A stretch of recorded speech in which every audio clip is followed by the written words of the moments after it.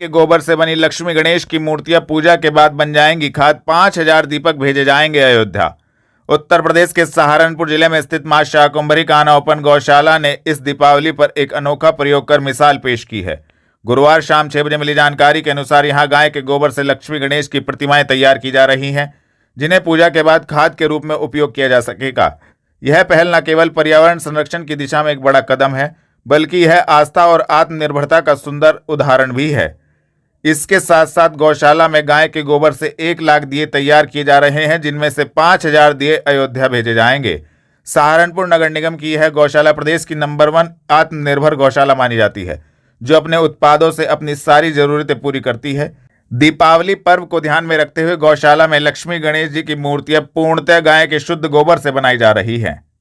खाताखेड़ी में डॉक्टर फरीदा के nursing home में स्वास्थ्य विभाग की टीम ने की छापेमारी। नर्सिंग होम किया गया सील।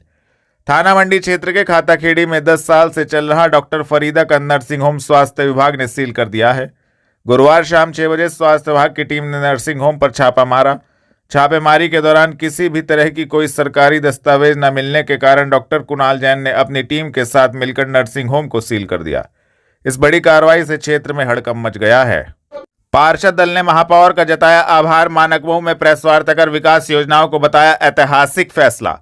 नगर निगम की कार्यकारिणी बैठक में पार्षद और कार्यकारिणी सदस्य मंसूर बदर के प्रस्ताव पर 10 करोड़ रुपए का विशेष बजट नगर निगम क्षेत्र के 32 गांवों के विकास के लिए पारित किया गया। काम करने वाले पार्षद दल ने मेयर डॉक्टर अजय कुमार सिंह के प्रस्ताव को मंजूरी देने को गुरुवार शाम 4 बजे ऐतिहासिक कदम बताया है। इस फैसले के बाद पार्षद दल में उत्साह का माहौल है। विकास के इस बड़े प्रस्ताव को लेकर मानकमऊ वार्ड पार्षद समीर अंसारी के आवास पर प्रेस वार्ता आयोजित की गई। जी मंसूर भाई, किस संदर्भ में प्रेस वार्ता की? देखिए, आज ये काम करने वाला जो पार्षद दल है, नगर निगम का काम करने वाला पार्षद दल बैठा है, ये इस परिप्रेक्ष्य में आज एक मीटिंग रखी गई और साधुवाद और धन्यवाद देने के लिए ये बात रखी गई कि कल नगर निगम का पुनरीक्षित बजट 2024-2025-26 था, जिसमें लगभग 836 करोड़ रुपए का बजट हुआ। हमारे जिन लोगों के पार्षदों के यहाँ गांव लगे हैं, चाहे वो समीर अंसारी साहब हो, मेनपाल जी हो, डॉक्टर मंसूर साहब हो, गुलजेब भाई हो, एडवोकेट जावेद साहब हो, ये और दिगर पार्षद साथी हो, उनके यहाँ देखिए शहर में बहुत सारी संस्थाएं काम करती हैं। स्मार्ट सिटी करती है, अपना MP फंड लग गया यहाँ, और जल निगम ने कर दिया, अमृत ने कर दिया, और गांव हमसे पिछड़ रहे थे विकास के मामले में। तो कार्यकारिणी में कल मेरी ओर से प्रस्ताव रखा गया कि 10 करोड़ रुपए का नगर के 32 गांव के लिए पैसा अवमुक्त किया जाए, जिससे गांव और शहर का समान विकास हो। मैं साधुवाद और धन्यवाद देना चाहूंगा अपने मेयर साहब को, डॉक्टर अजय कुमार सिंह को, तमाम काम करने वाले पार्षद दल की ओर से, अपने नगर आयुक्त शिबू गिरी साहब को, तमाम कैबिनेट के एक सदस्य को, जिन्होंने हमारी बात को सहर्ष स्वीकार किया। और मेयर साहब ने उसमें एक और खूबसूरत इजाफा कर दिया कि 6 करोड़ रुपए तो गांव के विकास के लिए और 4 करोड़ रुपए अंत्येष्टि स्थल के लिए। अंत्येष्टि स्थल में शमशान घाट भी है और कब्रिस्तान भी है। तो एक अच्छा सा मैसेज ये गया कि हम गांव और शहर में विकास हम बराबर रहे, गांव से ही हमारा हिंदुस्तान बना है। इसी के लिए एक साधुवाद धन्यवाद के लिए हम लोगों ने, काम करने वाले पार्षद दल ने एक मीटिंग रखी थी।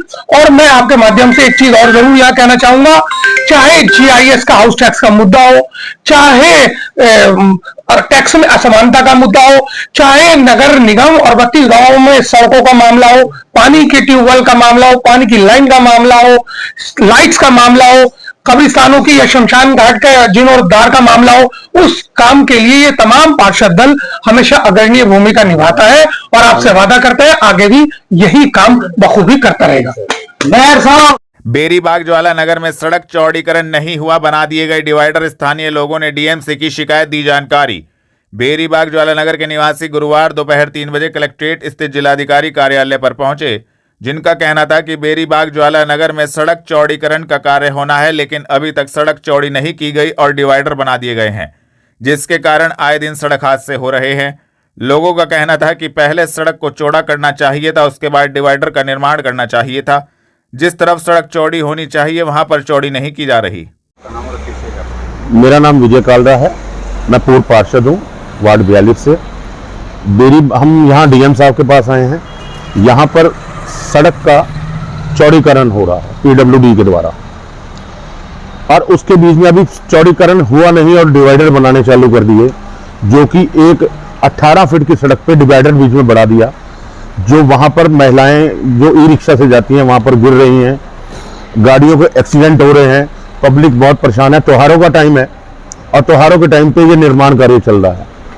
हमें सड़क चौड़ीकरण से कोई एतराज नहीं है, करें, अच्छी बात है, जनता को सुविधा देना सरकार का काम है, सरकार करे। हम डीएफ साहब से यही मांग करने आए हैं कि जो डिवाइडर बन रहे हैं कृपया उन डिवाइडरों को वहां से हटवाया जाए, वो डिवाइडर की जरूरत नहीं है हमें। मैं शरद भार्गव, जैसा कि अभी कल्लड़ जी ने बताया है कि बेरीबाग ज्वाला नगर के बाहर डिवाइडर बन रहा है।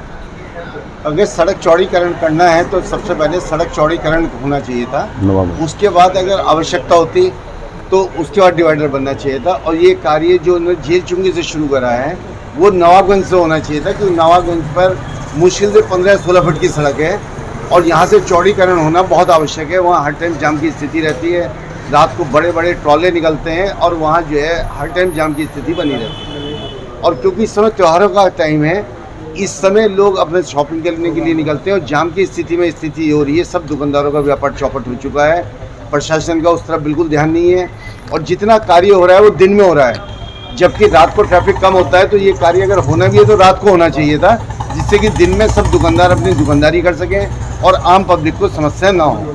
तो यही ज्ञापन देने हम अपनी पूरी टीम के साथ, अपने विजय कालड़ा जी, राहुल जी और शेखर ठकराल जी और इनके साथ पूरी टीम के साथ हम डीएम साहब को ज्ञापन दिया है। उन्होंने हमें आश्वासन दिया है कि कल हम इसकी इंक्वायरी कराते हैं और उनसे जवाब मांगते हैं। उसके बाद जैसा भी होगा उन्होंने कल हमें फिर वापस बुलाया। Thank you.